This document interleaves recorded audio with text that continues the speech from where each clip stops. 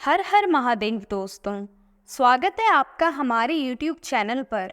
आज की वीडियो में हम सुनेंगे शिव महापुराण श्री वायवीय संहिता प्रथम खंड पूर्वार्ध्य का 17वां अध्याय, मनु की सृष्टि का वर्णन।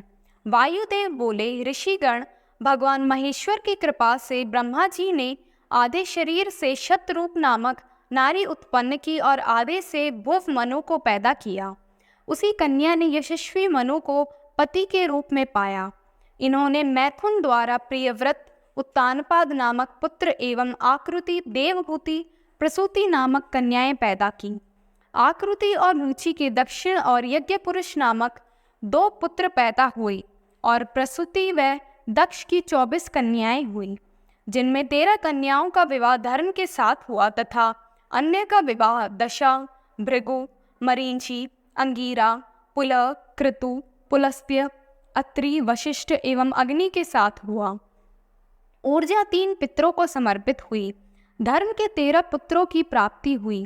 दक्ष प्रजापति की पुत्री के रूप में सती का जन्म हुआ और उन्होंने देवादिदेव भगवान शिव को पति रूप में पाया। अपने पिता के यज्ञ में पति का निरादर देखकर उन्होंने योग अग्नि में अपने को भस्म कर लिया। फिर पुनः हिमालय की पुत्री के रूप में जन्म लेकर शिवजी को प्राप्त किया। भृगु ऋषि के 2 पुत्र हुए व उन दोनों के हजारों पुत्र हुए। ये सभी भार्गव वंशी कहलाए।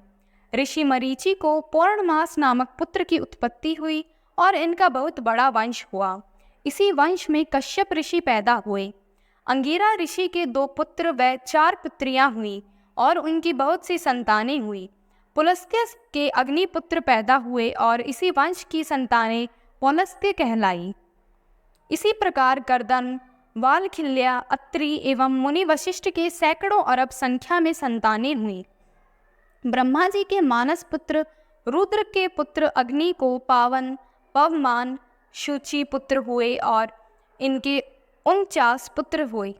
ये नित्य, नैमित्तिक एवं काम्य होने के कारण रुद्र परायण हैं।